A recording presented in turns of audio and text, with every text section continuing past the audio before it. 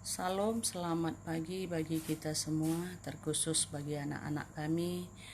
Pada pagi hari ini kita belajar pendidikan agama Kristen.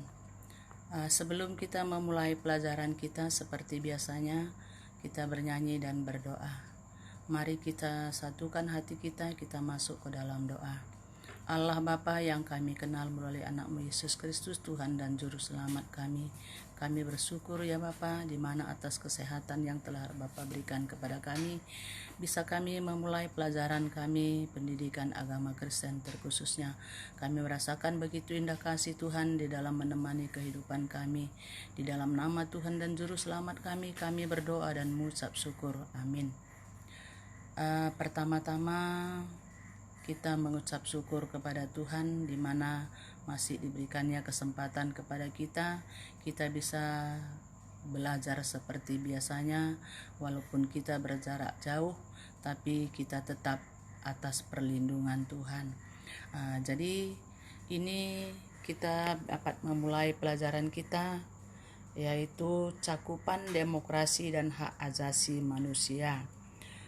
Jadi hak asasi manusia adalah yang paling mendasar yang dimiliki oleh manusia dan tidak dapat diambil oleh orang lain, bahkan oleh negara sekalipun.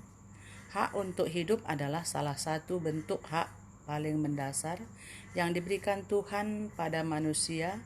Hak asasi mencakup sebagai berikut. 1. Hak warga negara mencakup hak untuk hidup dan merasa aman. Yang kedua, hak-hak politik mencakup hak untuk berserikat, membentuk partai politik, ikut serta memilih dan dipilih dalam pemilihan umum, menduduki jabatan pemerintahan dan sebagainya. Yang ketiga, hak-hak ekonomi dan sosial mencakup hak untuk bebas dari kemiskinan, hak untuk diterima dalam masyarakat dan bangsa-bangsa, dan hak untuk menentukan nasib sendiri.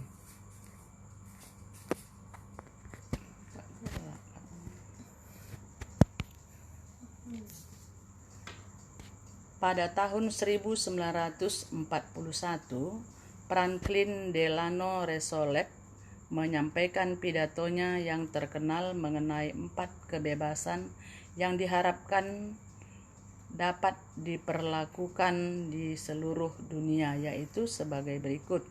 1. Kebebasan berbicara dan berpendapat dimanapun juga di dunia. Yang kedua, kebebasan kepada setiap orang untuk beribadah kepada Tuhan dengan cara sendiri dimanapun juga di dunia. Yang ketiga, kebebasan dari kekurangan, artinya setiap negara berhak untuk hidup damai dan memberikan kedamaian bagi masyarakatnya serta kesehatan yang baik. Yang keempat, kebebasan dari rasa takut, artinya setiap negara dan masyarakatnya memiliki hak untuk bebas dari serangan dan intimidasi maupun invasi negara lain maupun negara tetangganya. Pada saat pidato tersebut disampaikan, masyarakat dunia berada dalam bayangan-bayangan kehancuran karena Perang Dunia Kedua sudah diambang pintu.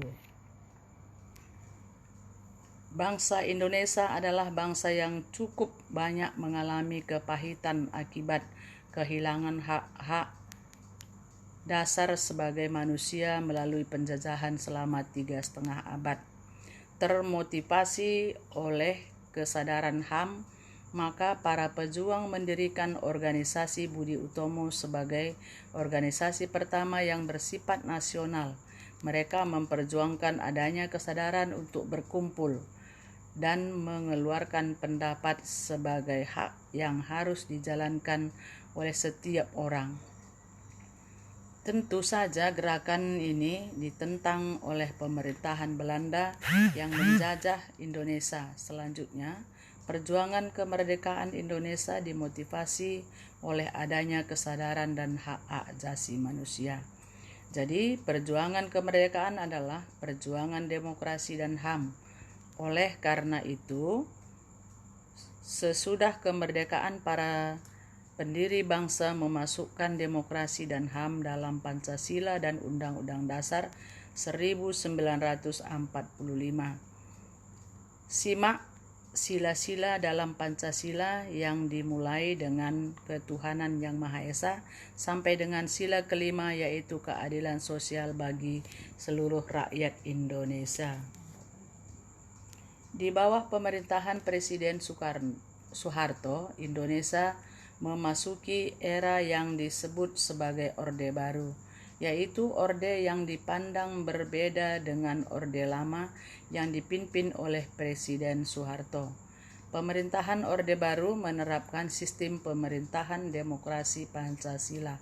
Hampir seluruh bidang kehidupan berada di bawah kontrol negara. Kontrol terhadap pers sangat ketat. Media pemberitaan yang dipandang merugikan pemerintahan, izin terbitnya dicabut. Rakyat tidak bebas menyampaikan aspirasinya.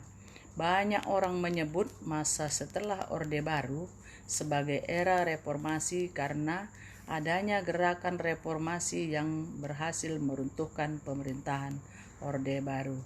Dalam kenyataannya, hingga kini bangsa dan negara Indonesia masih terus berjuang untuk mewujudkan HAM. Masih banyak hal yang harus diperbaiki dan diubah supaya rakyat memperoleh apa yang merupakan hak-haknya. Jadi ini yang biasanya kita belajar PPKN, tapi lebih mendalam lagi kita pelajari di dalam pendidikan agama Kristen. Jadi supaya kita pun bisa mengetahui lebih mendalam, mari kita lanjutkan dan Ibu berikan nanti tugas kepada kamu kerjakan dan kamu jawab untuk selengkapnya. Jadi sampai di sini.